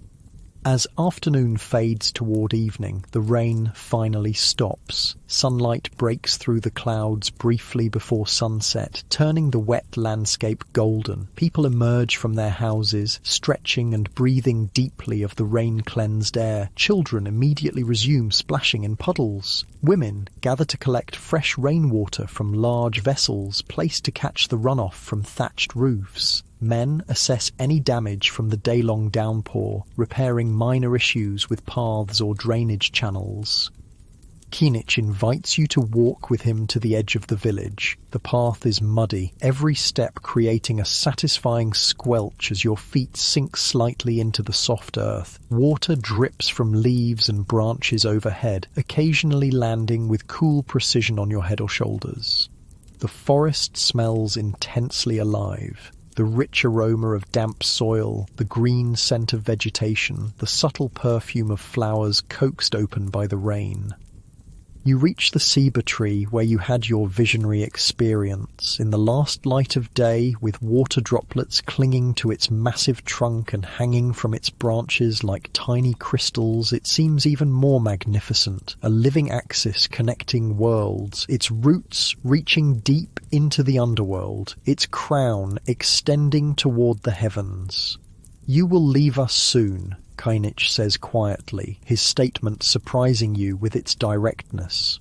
"Your spirit grows lighter with each passing hour. By morning I think you will have returned to your own world." How can you know this, you ask, though you sense the truth in his words? He smiles, the last sunlight catching the cloudy film over his eyes, making them seem to glow from within. I have walked with the gods in visions. I have seen the patterns of time and space. Your presence here has always been temporary, a visitor from another world, another time, brought here to witness, to learn, to understand. Why me, you ask? The question that has lingered since your first awakening in this ancient world. Kinich shrugs. Why does the rain fall on one milpa and not another? Why does one seed grow while another fails? The gods have their reasons, though they rarely share them with us. He pauses, considering. Perhaps you were chosen because you have the capacity to understand, to bridge worlds, to carry knowledge forward. You stand in silence for a moment, watching fireflies begin to emerge in the gathering dusk, their tiny lights blinking on and off among the vegetation. What should I take back with me, you ask finally? What knowledge is most important to preserve? Kinich leans on his walking stick, his weathered face thoughtful. Remember that we were not simple people. We understood mathematics, astronomy, architecture, agriculture, art and writing. We created beauty and knowledge that endured for thousands of years. His voice grows more solemn. But also remember our failures, how even with all our wisdom, we could not overcome the combined challenges of drought, soil depletion, overpopulation and political conflict. He reaches out to touch the massive trunk of the ceiba tree, his palm flat against the rough bark. Most importantly, remember that all things exist in cycles, seasons, human lives, civilizations. Growth is followed by decline, which is followed by renewal in new forms. Death is not an ending but a transformation. This is the deepest wisdom of our people. As darkness falls completely, you walk back to the village together. Cooking fires glow in doorways, creating pools of warm light in the gathering night. The sound of gentle conversation, occasional laughter and soft singing creates a peaceful atmosphere. This is the Maya world at its most intimate, not the grand ceremonies or massive construction projects that usually define them in history books, but the quiet moments of community that formed the foundation of their society. A simple evening meal is shared, after which people begin preparing for sleep. The exertions of the previous day's festival, combined with the soporific effect of the day-long rain, have left everyone ready for early rest. You return to your house with Ixchel, who helps prepare your sleeping area, seemingly aware that this might be your last night among them. You have been a blessing to our household, she says, as she smooths the reed mat. The gods sent you for a purpose, though such purposes are not always clear to us who live beneath them. She brings a small clay cup filled with a liquid that smells of honey and herbs. Drink this, she instructs. It will help your spirit find its proper path home. The liquid tastes sweet with underlying bitter notes. Almost immediately, a pleasant warmth spreads through your body, relaxing your muscles and quieting your thoughts. Ixchel helps you lie down on the mat, placing the jade pendant carefully on your chest. Keep this with you, she says. Jade preserves life force. It will protect you during your journey. She sings softly as you lie there, a melody without words that somehow conveys both sadness and acceptance. The sound wraps around you like a comfortable blanket, easing any anxiety about the transition you sense approaching. Your eyelids grow heavy, your breathing slows, your awareness of the physical world begins to recede. As sleep approaches, your mind fills with images from your time among the Maya, working in the milpa fields under the tropical sun, sharing meals of corn, beans and chili, witnessing the blood ritual at the ceremonial center, exploring the vibrant marketplace, dancing during the rain festival, sitting beneath the saber tree as visions revealed the rise and fall of a great civilization. You've experienced the Maya world not as an abstract archaeological subject, but as a living reality, complex, sophisticated, deeply human. You've seen both its achievements and its vulnerabilities, its spiritual depth and its practical adaptations to a challenging environment. Most importantly, you've recognized patterns that transcend this particular civilization, that apply to all human societies, including your own. Your body grows increasingly heavy, seemingly melting into the reed mat beneath you. Ixchel's song becomes more distant, though whether she's moving away or your consciousness is shifting, you cannot tell. The soft glow of the copal incense burning in the corner creates dancing patterns of light and shadow on the limestone walls, patterns that begin to form images: pyramids, jaguars, maize plants, flowing water, the great cosmic tree connecting worlds. As your awareness balances on the threshold between waking and sleeping, you sense other presences in the small house, not physical beings, but entities of some other nature, perhaps ancestors, perhaps gods, perhaps manifestations of your own deeper consciousness. They gather around you, not threatening, but protective, forming a circle of witnessing as you prepare for your journey home. One steps forward. The noble woman from your saber tree vision, her jade jewelry glinting in the dim light. You have seen, she says, her voice seeming to come from both outside and inside your head simultaneously. You have learned, you have understood. Now carry this knowledge back to your world. Will I remember everything? You ask, your voice sounding strange and distant to your own ears. The details may fade like morning mist, she acknowledges, but the essential wisdom will remain buried in your deep mind, influencing your perceptions and choices. The patterns, once recognized, cannot be unseen. Another figure steps forward, Keenich, though somehow younger, stronger, his eyes clear and bright. Remember that we did not simply disappear, he says. Our civilization transformed. Our descendants continue to carry our blood, our language, our knowledge of plants and stars, our understanding of time's sacred cycles. Even in your day, the Maya people endure. This perspective shifts your understanding. The collapse of Maya civilization wasn't a complete end, but a transformation, a decentralization, a return to smaller-scale living, an adaptation to changing conditions. While the great cities were abandoned and the complex political systems disintegrated, the people themselves continued preserving core elements of their culture through centuries of challenge and change. The figures begin to fade, their forms becoming transparent, merging with the shadows. The limestone walls of the house seem less solid, more permeable. The sounds of the nighttime forest, insects, frogs, distant howler monkeys grow simultaneously more intense and more distant, as if you're both more and less present in this world with each passing moment.